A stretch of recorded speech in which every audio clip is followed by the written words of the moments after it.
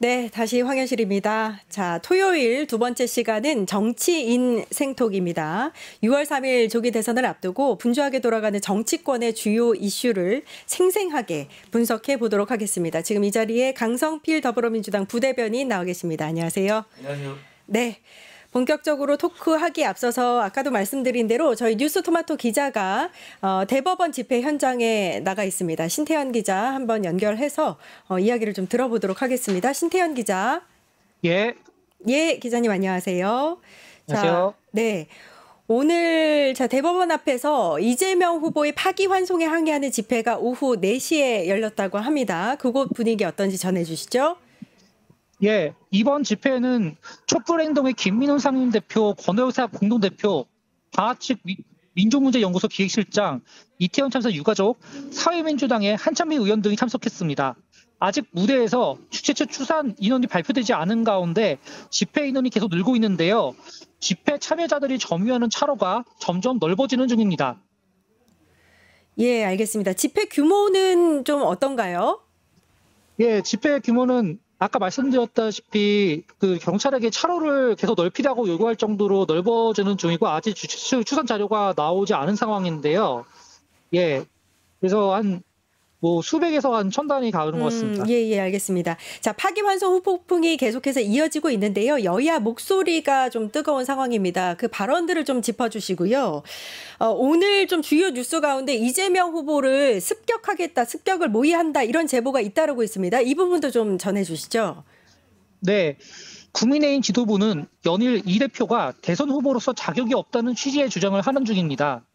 권영세 비상대책위원장은 지난 1일 이 후보의 자격은 사실상 상실됐다고 했습니다. 권선도 원내대표도 지난 2일 민주당은 즉시 사법법 판단을 수용하고 이 후보는 출마를 철회해야 한다고 주장한 바 있습니다. 이런 가운데 이 후보는 오늘 오전 자신의 SNS에서 자신에 대한 피습모의 제보가 잇따른다는 캠프의 공식 입장을 전했습니다. 이재명 후보를 습격을 모의한다는 제보가 어느 정도로 좀 위험성이 있는 건지도 좀 자세히 알고 싶은데요. 예, 아까 말씀드렸듯이 이 후보가 그 제보에 대해서 이제 짤막하게 이제 캠프의 공식 입장이라고 전한 건데요. 예. 이제 어쨌든 이 후보는 이제 지난해 총선을 앞두고도 피습을 당한 적이 있고 또 지난해 그렇죠. 내란에 이제 비상계엄에서 체포조에 들어간 만큼 이런 제보에 대해서 이제 그런 제보 가능성이 어느 정도 있다고 봐야 할 것 같습니다. 예, 이재명 대표가 이에 대해서 입장을 좀 밝힌 것으로 알려져 있는데 한 분 한 분의 손을 꼭 잡고 따뜻한 위로와 진심 어린 응원을 건네고 싶은데 지금 상황이 이래서 눈인사만으로 마음을 나눠야 한다. 너른 양해를 부탁드린다. 다시 한번 죄송하고 또 고맙다. 이렇게 오늘 페이스북에 입장을 밝히기도 했습니다. 자, 이런 가운데 조금 전에 국민의힘 최종 대선 후보가 김문수로 정해졌습니다. 향후 대선 가도에 어떤 영향을 미칠까요? 예, 앞으로 국민의힘은 이 후보를 범죄자로 규정하고 민주당의 활동을 다수당의 횡포로 주장하며 대선에 임할 것으로 보입니다. 김문수 국민의힘 대선 후보는 오늘 전당대회에서의 후보 수락 연설에서 민주당은 자유민주주의 시장경제 헌법에 어긋나는 온갖 악법을 만들어냈다. 예산을 삭감해서 정부를 마비시키고 있다. 그러면서 이 사람들이 정권을 잡는다면 독재가 펼쳐질 것이라고 주장한 바 있습니다. 그리고 김 후보는 거짓과 범죄를 국회를 오염시킨 사람을 대한민국 대통령으로 만들어서는 안 된다고도 했습니다. 이날 전당대회에서 지도부도 발언을 이어갔는데요. 권영세 위원장은 이 후보는 감옥에 가지 않기 위해 대통령이 되려는 사람이라며 이미 전과 4범에 최근 대법원에서 전과 5범이 확정된 정치 무자격자 이재명이라고 주장한 바 있습니다. 권선도 원내대표 역시 너무나 비정상적인 이재명 세력이 국회 다수당의 권력을 남용했다면서 이번 대선은 법 질서를 수호하는 국민의힘과 범죄자 이재명 세력의 대결이라고 주장했습니다. 네. 제2의 윤석열이다. 윤석열 아바타 후보다. 뭐 이런 얘기도 있는데 어떤 영향을 미칠지 여론 추이를 좀 지켜보도록 하겠습니다. 대법원 집회 현장에 나가 있는 신태현 기자 연결해서 이야기 들어봤습니다. 기자님 감사합니다. 감사합니다. 예, 자 이제는 정치인 생톡으로 넘어와서요. 네. 강성필 부대변인과 함께 이야기를 나눠보도록 하겠습니다. 조금 전에 이야기를 좀 드렸는데 네. 깜짝 놀랄 소식입니다. 이런 그 이야기가 아직도 나온다는 게 저는 이해가 안 되는데 이재명 민주당 대선 후보 측이 피습 모의에 대한 제보가 이어지고 있다 이런 입장을 밝혔어요. 지금 상황이 어떤가요? 그러니까 이제 제가 과거에 당대표 비서실에서 근무할 때 보면 예. 사실 여러 가지 루트를 통해 가지고 당대표를 포함해서 민주당의 주요 인사에 대해서 뭐 협박이라든지 뭐 공격하겠다 일종의 테러에 대한 제보도 많이 들어왔었어요. 네네. 그리고 이제 현직 국회의원들에게도 뭐 그러한 정보들은 이제 접수가 되는 상황은 계속해서 있어 왔었습니다. 아마 이것은 양당이 다 마찬가지일 거라고 생각을 해요. 근데 이제 그때와 비교했을 때 지금의 정치 상황이 사실 윤석열 전 대통령의 파면을 우리가 거치면서 정치적인 증오가 조금 더 커진 것 같아요. 네. 사회적인 갈등. 예. 그러니까 전에는 우리가 국회에서도 상대방과 관련해 가지고 상대 정당과 관련해 가지고 어느 정도의 어떤 교류가 있었거든요. 근데 지금 말도 잘 안 한다고 하더라고요. 예. 그만큼 이제 사회적인 증오가 많이 커진 것 같아요. 그러다 보니까 당연히 어떤 이재명 후보, 그러니까 유력한 야당 후보에 대한 증오도 커지는 것 같고 예. 또 요즘은 또 과거와 크게 달라진 게 유튜브라는 이 매체에 대해서 엄청나게 그 어떤 영향력이 커진 거죠. 근데 이게 좀 극단적으로 많은 어떤 유튜버들이 많아진 것 같아요. 그러니까 이 유튜버들이 사실 정말로 그 비하인드 스토리를 전해주는 게 아니라 조금 없는 사실도 과장하고 일종의 가짜 뉴스를 많이 퍼뜨리는 분들이 많아졌어요. 그래서 예. 여기에 대해서 증오심이 더 커지는 거죠. 그러니까 마음속으로 내 그럴 줄 알았어. 너희들 내가 그럴 줄 알았다. 예, 예. 이런 증오가 커지기 때문에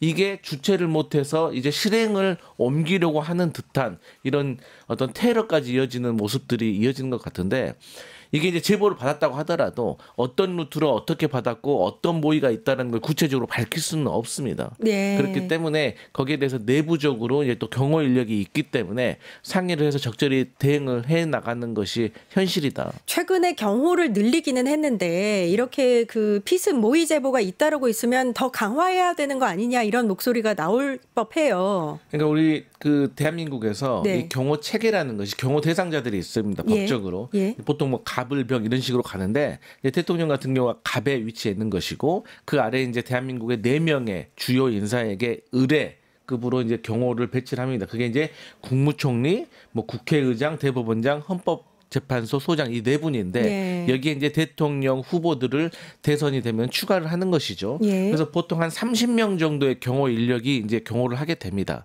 그리고 이제 특이한 점은 팔을 뻗는 위치 안에서 경호를 해야 되는 것입니다. 예, 예. 그리고 이제 24시간 이제 경호를 해야 되는 것이고 또 경호 인력들이 또 경호 대상자의 자택 인근에서 24시간 대기를 해야 되는 것입니다. 네, 네. 그래서 이제 이런 것들이 더 경호가 이제 강화됐기 때문에 사실상 조금 더 안전해졌다라고는 네. 볼 수가 있는데 이제 문제는 뭐냐면 그럼에도 불구하고 아무리 손에 뻗는 위치에 있다고 하더라도 어떤 상황이 벌어질지 사실 그러니까요. 모르잖아요. 예, 예. 뭐 예를 들어서 요즘 같은 경우는 드론 기술이 상당히 발전했기 때문에 네. 드론으로 띄워가지고 위에서 뭐 어떤 살상 어떤 가루를 뭐 이렇게 퍼뜨릴 수도 있는 것이기 예, 때문에 예. 여러 가지 상황이 있습니다.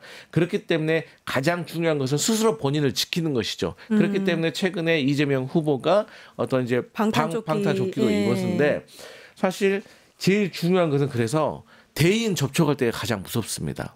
그러니까 경호 인력들이 이렇게 둘러싸고 있다고 하지만 갑자기 뭐 한 100명 정도가 쏙 밀려 들어오면은 이게 그렇죠. 인간의 물리력을 막기가 어려운데 그럴 때 사고가 날 수 있기 때문에 네.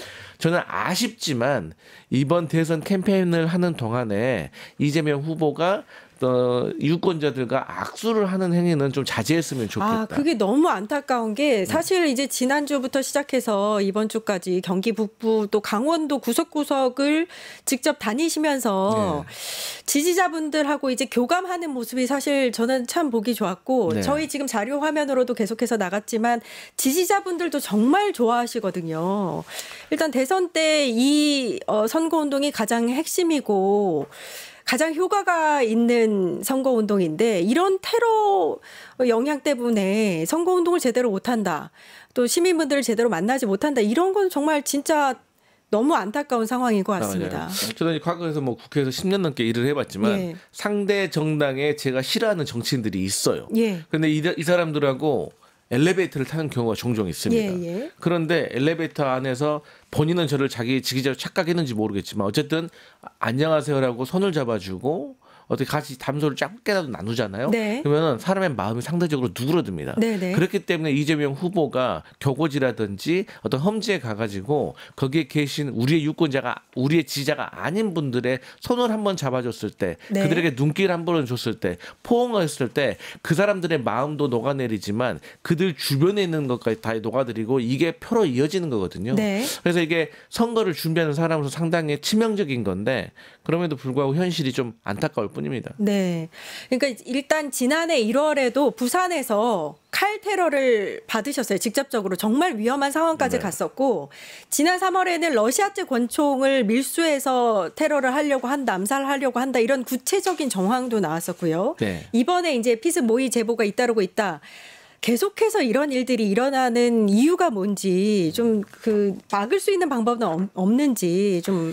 그러니까 이제 가장 중요한 점은 일반인에 대한 테러도 마찬가지지만 이 정치인에 대한 테러를 했을 때 평소에 어떤 폭행이라든지 폭력 사태, 특수 폭행이라든지 이런 것보다 처벌 수위를 훨씬 높여야 됩니다. 네. 그러니까 사람들이 뭐 대충 해도 뭐 얼마나 큰일 벌어지겠어라는 안일한 마음에서 사실 시작되는 거지 누군가가 대표적으로 어떤 사례를 통해서 엄벌에 처해지잖아요. 예. 그러면 이거 함부로 못합니다. 네. 그렇기 때문에 저는 법적으로 이것을 제도를 어떤 관용 없이 이러한 것에 있어서는 사회적인 합의를 좀 구해야 된다고 생각을 하고 저는 우리 민주당도 국민의힘에게 어떤 그런 모욕적이라거나 어떤 테러를 유발할 수 있는 좀 말들을 삼가야 되지만 국민의힘이 사실 그런 것에 대해서 상당히 그렇죠. 지금 선동하면 수위가 안 되지 너무 않습니까? 심합니다. 예. 그렇기 때문에 본인들이 이제 선거에서 몰려있기 때문에 수세에 몰려있고 어떤 불법적인 비상 계엄 이후에 할 말이 없기 때문에 네. 계속해서 이재명 후보를 악마화하는 거잖아요. 예. 뭐 예를 들어서 뭐 대장동 수사하다 안 되니까 백현동 수사하다 안 되니까 성남FC 수사하다 안 되니까 뭐 대북선거 이런 식으로 악마화시키는데 이런 정치권의 행태를 좀 바꿔야 되는 것이 예. 가장 큰 문제입니다.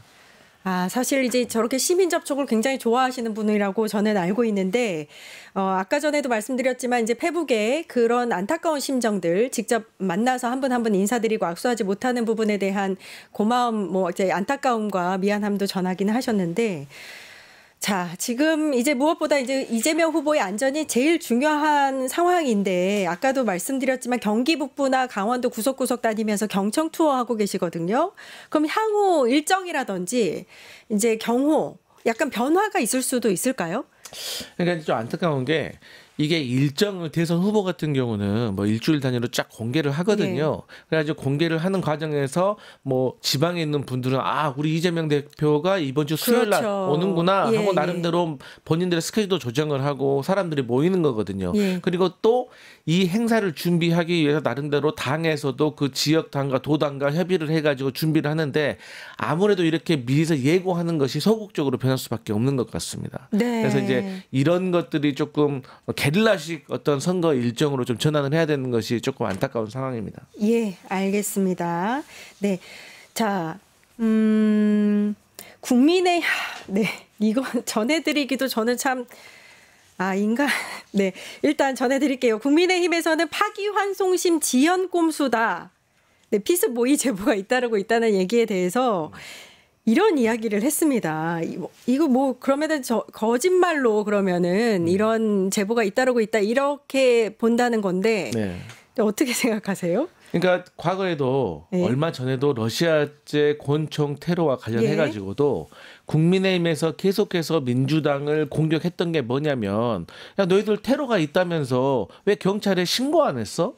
이렇게 공격을 하더라고요. 네네. 그래서 저도 이제 그런 질문을 많이 받으면 그럼 당신들도 신문을 보고 언론을 본다고 하면 네. 경찰에서 이재명 후보에 대해서 당시 경호를 강화하겠다라고 조치한다고 발표를 했거든요. 예, 예. 그러면 민주당에 민주당에서 신고도 안 하고 말도 안 했는데 경찰이 뭐 언론 기사 보고 본인들이 직접 와가지고 저희가 지켜드리겠습니다. 네. 경호를 강화하겠습니다. 그랬겠습니까? 예, 예. 아주 초등학교 어떤 3학년 수준의 질문인 그러게요. 거거든요. 예. 그리고 항상 그 국회에는 지금은 조금 법적으로 아마 좀 방지가 되어 있을 것 같지만 과거에는 경찰 정보과에서 계속 나와가지고 이 대통령 그 민주당이나 국민의힘 당 대표실에 항상 자주 왔다 갔다 하면서 그 일정에 대해서 체크를 하거든요. 예. 왜냐하면 당 대표가 움직이면 사람들이 많이 모이고 사람들이 많이 모이는 과정에서 사고가 날 수 있기 때문에 항상 그 체크해 왔어요. 네. 지금도 전처럼 그렇게 하진 않지만 수시로 경호와 관련해 가지고 그렇게 하는 시스템이 구축되어 있고 예. 또 막상 우리가 상임위 행안위에서도 경찰청장 대리가 나와 가지고 우리 민주당 의원들이 질의를 하고 러시아제에서 어떻게 할 것인가 뭐 얘기를 하기 때문에 이런 걸 가지고 국민의힘에서 선거 캠페인을 하는 것을 가지고 그리고 이재명 후보의 안전을 위해서 얘기하는 것을 가지고 무슨 대법원 파기환송 뭐 그런 거 네. 그런 것을 지연시키려고 한다는 것은 그야말로 법에 대해서 약간 지식이 없는 네. 사람들에 대해서 호도를 하는 것인데 네. 그렇게 했다고 하면 지금 대법원에서 파기환송 5월 1일 날 결정이 나고 이게 뭐 LTE보다 더 빠른 속도로 지금 고법에 내려가서 5월 15일 날 벌써 그 재판 일정 잡힌 거 아니겠습니까? 네. 이런 게 진행되겠습니까? 그리고 이제 물리적으로 3월 26일 날 이재명 후보의 사법 리스크는 완전히 해소가 된 겁니다. 예, 예. 그렇기 때문에 저희 민주당이 그런 거짓말을 할 필요가 없는 상황입니다. 예. 뭐 국민의힘에서 암살쇼도 적당히 해라 뭐 이런 얘기를 했다고 하는데 인간의 탈을 쓰고 이러면 안 됩니다. 어느 당의 후보도 암살에 대한 협박이라든지 이런 피살이라든지 이런 일은 일어나면 안 되는 거예요. 뭐 예를 들어서 과거에 배현진 의원이 그 돌멩이 테러 당했을 때 네. 만약에 저희 민주당에서 그런 말 하면 어떻게 말했겠습니까? 국민들이. 그래서 이런 것들을 국민들이 좀 평가해 주셔야 된다고 생각합니다. 네, 무엇보다 안전 생각해 주셨으면 좋겠습니다. 자, 두 번째 주제로 넘어가서 자, 지난 5월 1일에 대법원이 이재명 후보의 파기환송심 유죄 취지로 파기환송심을 이제 서울고법 재형사 7부로 배당을 했습니다. 이재권 부장판사가 있는 재형사 7부로 배당이 됐고요. 빛의 속도로 당일에 5월 15일 오후 2시에 첫 기일을 잡았어요. 이게 저는 봤을 때 이제 많은 분들이 또 이런 의견을 내주시고 있는데 이제 대법이 6월 3일 대선 전에 이 공직선거에 대한 이재명 후보의 공직선거에 대한 결론을 내겠다 이런 얘기가 아니냐. 이거 어떻게 보세요? 그러니까 저는 약간 시간을 거슬러 가서 대법원이 그 5월 1일 날 그 파기환송을 내리기 전에 선고한다고 하길래 아 이게 사회적인 갈등을 없애는 차원에서 빨리 결정을 하겠구나라고 생각을 했는데 그게 너무 안일했던 것 같아요. 그런데 지금 대법원의 5월 1일 날 파기환송 그 결과를 제가 들어놓고 아 지금 어떤 윤석열 전 대통령과 그를 따르는 사법 쿠데타 세력이 지금 이재명 후보의 선거 캠페인에 안 좋은 영향을 주기 위해서 마지막까지 노력하는구나라고 저는 느꼈거든요. 그러니까요. 예. 왜냐하면 파기환송이 됐다는 이 자체, 유죄 취지로 고법으로 돌아가는 자체로 일단 이재명 후보에 대해서 중도층에서 흔들릴 거라고 생각을 합니다. 예, 예. 그리고 이제 5월 15일에서 이제 재판이 시작하면은 이게 뭐 5월 말 정도에 대선 시작 선거 투표일 바로 직전에 형량이 정해질 수가 있어요.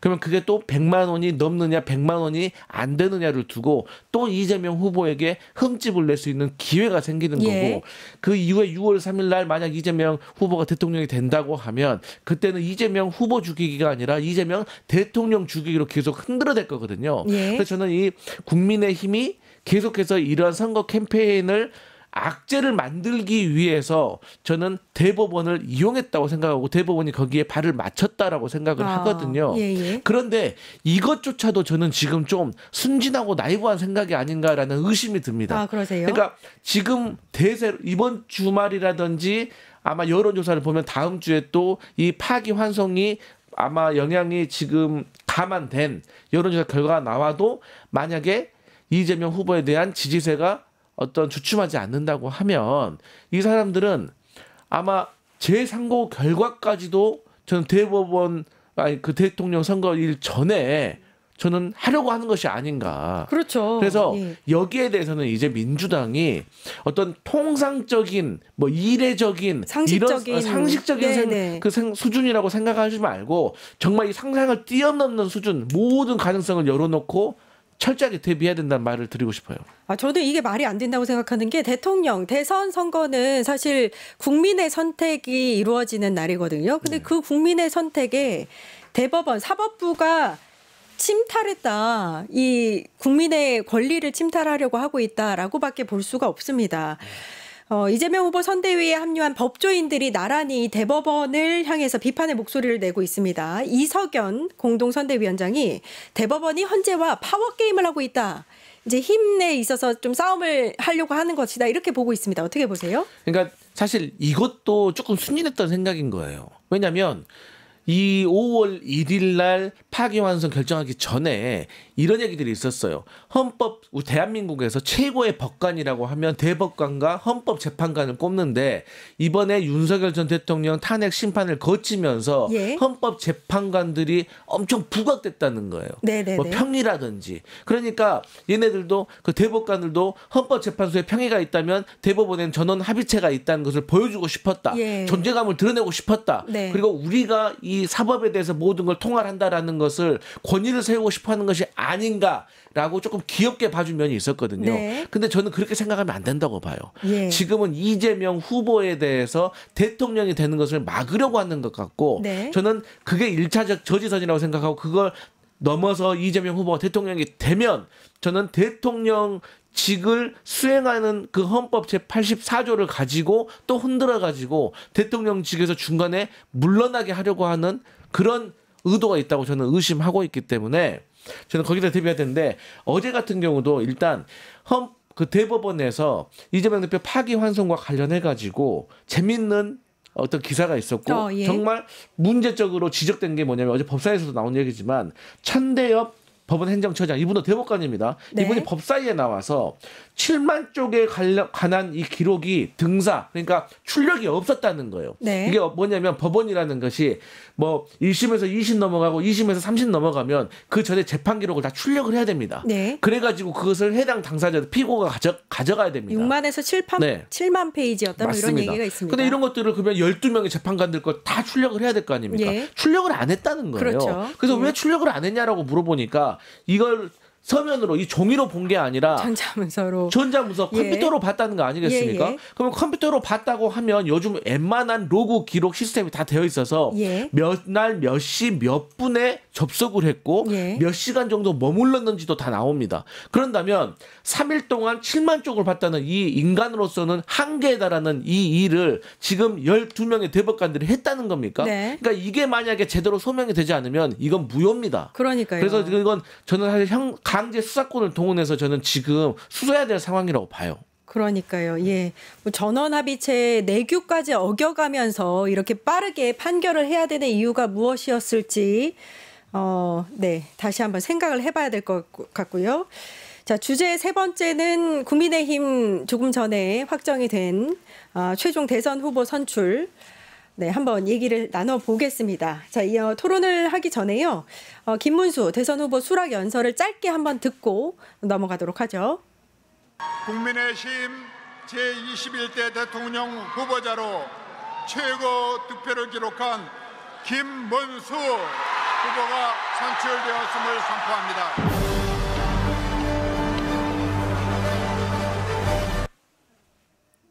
수락 연설은 아니고 이제 확정되는 그 장면이군요. 결국 이제 김문수 후보가 최종 후보가 됐어요. 예상을 하셨나요, 부대변인님? 네, 저는 예상을 했고 여러 차례 말을 했습니다. 그러니까 지금 국민의힘의 당원 지지자들은 이 국민의힘 후보 경선에서 가장 중요한 게 누가 한덕수하고 단일화를 할 수 있는가, 자연스럽게 할 수 있는가 이게 가장 큰 관건이었어요.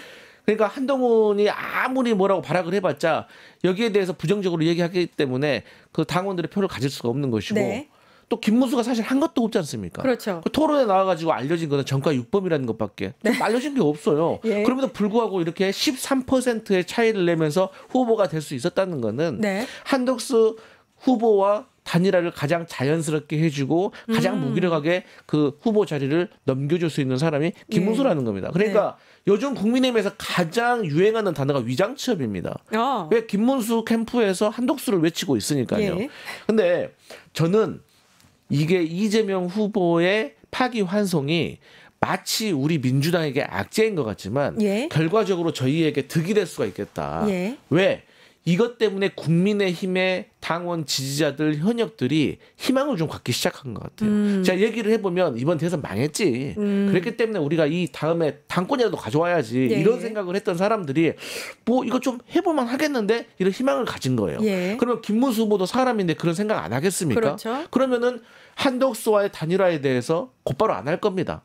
그러면 어떻게 되냐? 결국에는 너도 한번 한덕수 너도 지금 지지율 많이 안 나오고 나도 지금 지지율 우리 둘을 지지율 합쳐봤자 이재명 후보에게 안 되니까 우리 각자 도생하다가 나중에 이준석까지 3자 원샷으로 해가지고 좀 극적으로 해야지 우리가 좀 해볼만하지 않겠니? 너도 한번 열심히 해봐. 그렇게 되면 조직도 없고 자금도 없는 한덕수는 밖에서 피만 말리다가 어떻게 되겠습니까? 결국에는 김문수 지지하고 끝낼 겁니다. 그리고 이미 김문수가 됐기 때문에 한동훈 돕겠습니까? 안 돕습니다. 그 사람 자기가 대통령 후보 된다고 생각하는 사람이에요. 그렇죠. 못 받아들여요. 그리고 김문수 캠프와 한동훈 캠프 간의 감정적인 거리 큽니다. 거기에 더 추가적으로 홍준표 탈당했습니다. 정치인이 저는 탈당할 때 가족까지 같이 탈당하는 거 처음 봤어요. 그만큼 증오가 크다는 거예요. 그렇기 때문에 저는 이 국민의힘의 전체적인 빅 텐트는 빈 텐트가 될 것이다.